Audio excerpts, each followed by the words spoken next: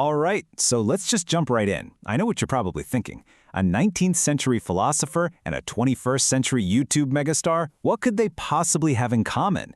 Well, according to one really fascinating analysis, the connection isn't just there, it's kind of terrifyingly precise. Yep, we're talking about Karl Marx and MrBeast. So, picture this. It's 1867. Karl Marx is deep into writing his big work, Das Kapital, and he has this vision, this really dark prediction, actually. He imagined a future where basically every single human interaction boils down to a cold, hard transaction, where even something as pure as kindness gets a price tag. It's a really haunting thought, right?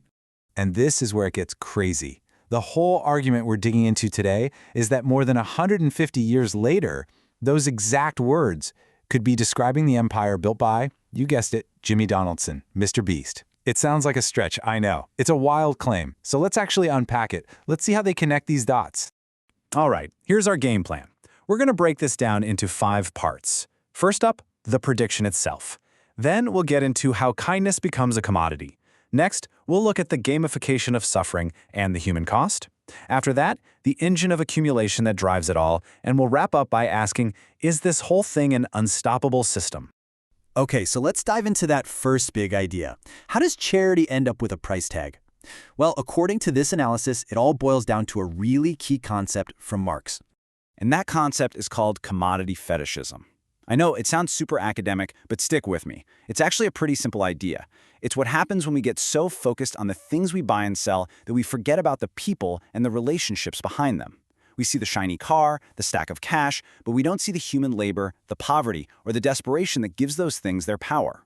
So, how does this actually apply to MrBeast? Well, think about it. When you see a suitcase full of cash in one of his videos, it's not really just money, is it? It's a prop. It's a spectacle. And that spectacle kind of masks the brutal reality of why that money is a life-changing miracle for someone in the first place. The whole focus shifts to this magic of money, this godlike thing that swoops in and solves everything. And in the process, a real human struggle gets turned into a high-performing digital asset. Clicks, views, engagement, you name it. This brings up another big Marxist idea, use value versus exchange value. And this comparison makes it super clear.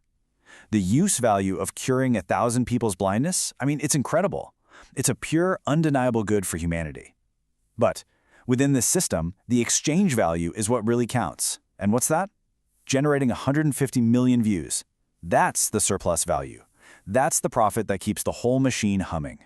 And that leads to a pretty bleak conclusion according to this analysis. It means that mercy, kindness, is only viable if it's marketable. It's only worth doing if you can package it up and sell it to the algorithm. Okay, so we've talked about the product, the commodity, but what about the people? This brings us to our next section, which is, honestly, pretty intense. It's about what the source calls the gamification of suffering. And to understand this, we need to talk about another one of Marx's big ideas, alienation.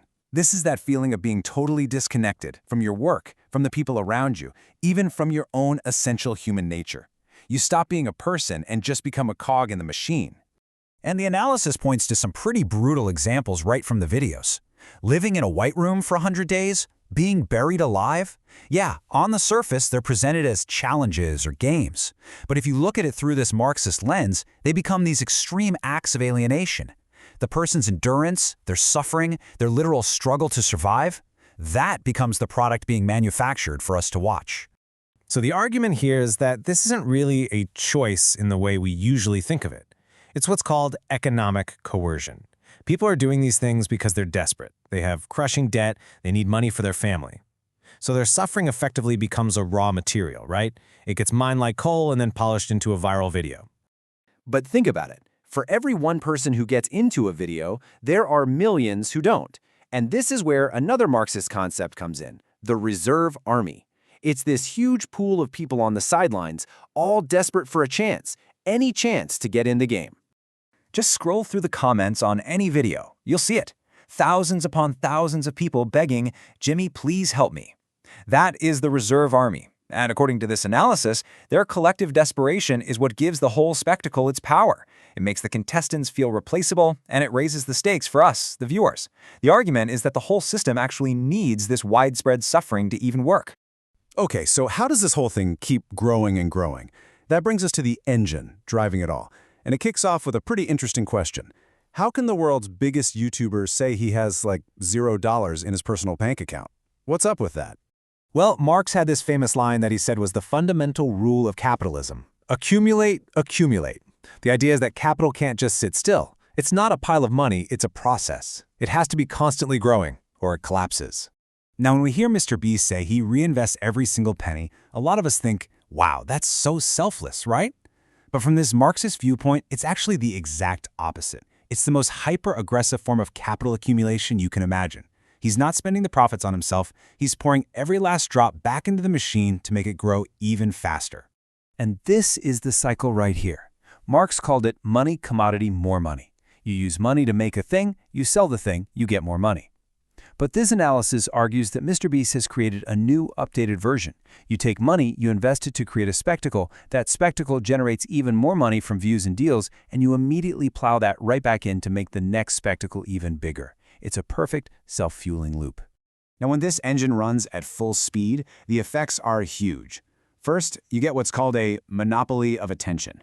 How can any other creator even begin to compete with that? Then, the charity videos basically become the marketing department for a huge global brand, Feastables, all of it. And maybe most profoundly, you end up with a single person providing essential services, curing blindness, providing clean water, that, we usually expect the state to handle. Which brings us to our final section, and this is where it all comes back to us. Is this system just unstoppable? And more importantly, where do we, the viewers, fit into this whole machine? Now, one thing the source makes really, really clear is that this isn't about whether MrBeast is a good guy or a bad guy. In fact, the whole analysis kind of works on the assumption that his intentions are good. The point isn't the person, it's the system that he has absolutely perfected, which creates these results no matter who is at the wheel. And this quote from the original piece just nails the central idea. It says, we aren't watching a man fix the world, we are watching a man prove that the world is broken beyond repair. The idea is that the videos don't actually show a world getting better.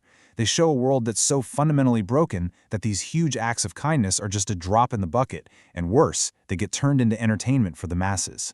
So what's our part in all this?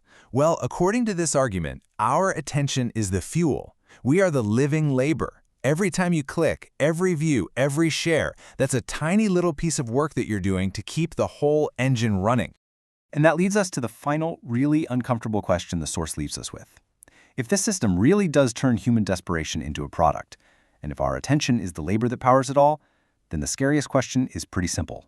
Why can't we stop watching?